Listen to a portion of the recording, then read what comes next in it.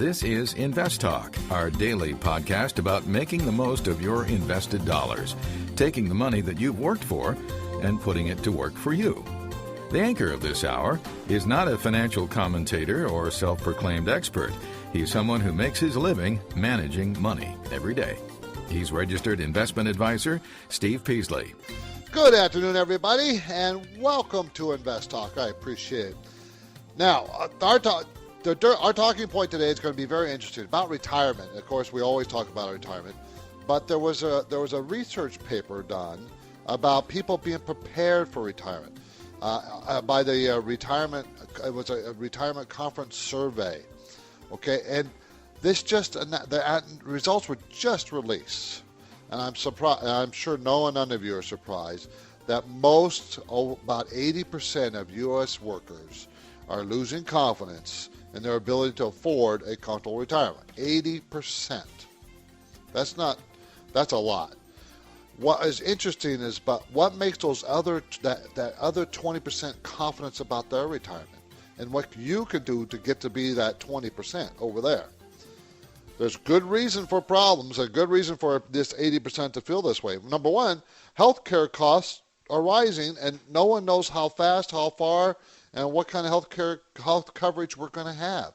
Home values are falling. A lot of people were planning on dipping into that value of the house, selling a house and moving somewhere cheaper. Anyways, that was one of their nest eggs.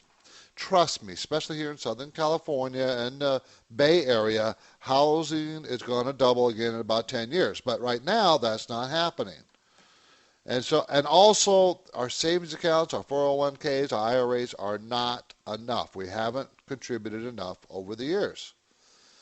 So feeling confident is really about being prepared. And knowledge is all about preparedness. You have to know. So this is going to be an interesting survey. We're going to talk about it in detail, see if we can't get some hints of what we can do. The future is upon us. It's going to be around the corner. We have to be ready. That's today on InvestTalk. We're going to shine some light on this topic and try to steer you towards some useful information that may make you feel better. And of course, as always, there's no guarantees, but we'll try. However, first, I want you to meet someone who's really studied and is an expert on Silicon Valley, past and present. Most people know the story of the internet bubble.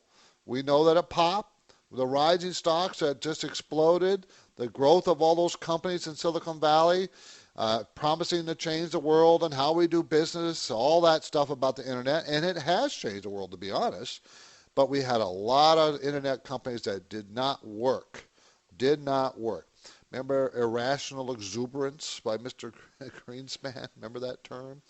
Well, Business Week reporter Sarah Lacy has written a book that tells a very, very compelling stories about the new generation of internet moguls, the new internet, the metamorphosis from the first internet bubbles type internet stocks to now what's hot today.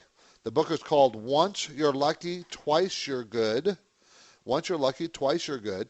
The Rebirth of Silicon Valley and the Rise of Web 2.0. What is that? Welcome, Sarah Lacy. I appreciate it. Thanks for having me. I'm happy to be here. Well, I did read parts of the book. I only got it yesterday, so you could put it down? I only got it yesterday, but what I find interesting, and is so compellingly true, and Google has been one of the companies that have dominated this taken advantage of the new Web 2.0. And everybody, we're talking about places like MySpace and those kinds of things. Can you just explain a little bit about what is changing the face of the internet? Yeah, sure. I mean, when you look at Web 2.0, it's, first of all, it's sort of this reviled phrase that, I know. I saw that. Everyone hates. And no one in the movement wants to claim it either. I saw that in your book, that that's not a very good term, but I just for the Right. Just so our audience will know what we're talking about. It's not. No, but it actually, even though it is reviled, it's actually a great description because this wave of companies is it is a distinctly new chapter of the web, but it also really relies and builds on what happened in the 90s, and especially what happened in the bust. And, from a product standpoint, these are companies that are either, user-generated content like YouTube, social networking, social media like MySpace or Facebook.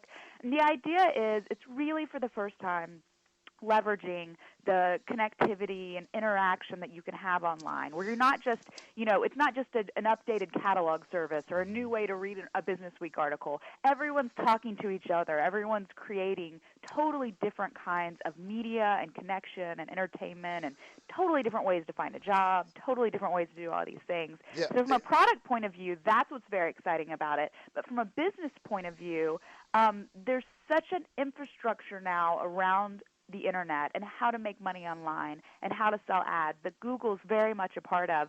So, even from a business point of view, it's also another evolution that makes it not as risky and speculative as what happened before. Now, everybody, what we're talking about is the social connectivity that's going on that is so much more prevalent. Before it was how do you attract eyeballs to your website? And somehow that's going to metamorphose into making money on the web.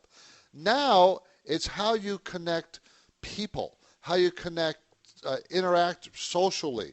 I'm not talking about dating, but I'm talking about you quoted something in here about how people use emails by far the most commonly used piece of the web. And then you got those YouTubes and MySpace where everybody's trying to get together, making, I guess we would say, online communities. Yeah, it's about fulfilling basic human needs, not, say, buying a book like you would at Amazon. Right. That's really what makes these companies different. And in a way, it makes them harder to monetize and harder to manage because it's not just that your users are your customers, they're creating your site. They're almost part of your employee base, but you're not paying them. And so a lot of the things are really harder and thornier to manage and get through about these companies, but they're so much more powerful. You always hear people talking about, YouTube or Facebook or Dig or, blogging being addictive. And it's because it's tapping into this human need we all have to connect, to rediscover friends, to, find that lost, loved one you never thought you would talk to again. Even just to feel validated, to have your ego boosted, that your YouTube video, lots of people think are hilarious. It's hilarious all around the world. People read your blog. It's these deep human needs that the web is actually fulfilling in a way that real life hasn't. And advertisers are trying to figure out a way to connect inside those social networks, how to utilize those social networks to advertise. And I think that's where the advertising dollars are going to be going. And part of, Lacey, Sarah, I think part of that is kind of they don't want the people in these social networks don't want to be advertised to. It's hard. What's made Google such a powerful company is that when you go to Google and you type in, say, Honda Civic, Google clearly knows you're looking for a Honda Civic, probably looking to buy a Honda Civic. It's very easy to serve you up an ad that may translate into a sale. But when it comes to something like Facebook, you're going online to connect with your friends. And that's really all Facebook knows. They can know what you like and what your music is and how old you are, but they don't know what you want at that point in your web experience. And that's why it's so hard to figure out an advertising model that works on these sites. It's also hard because if you think of these sites as a virtual place where you're hanging out with your friends or connecting with people or even just trying to get stuff done, answering, messages to people, using LinkedIn as a work site, you're in some way, though, an advertiser's intruding on your personal experience and your experience with other people. And, the other thing that's tricky for advertisers is they can, set up profiles. They can try to use these tools in order to interject themselves, but then the users can write and say whatever they want about that brand in the same way. So there's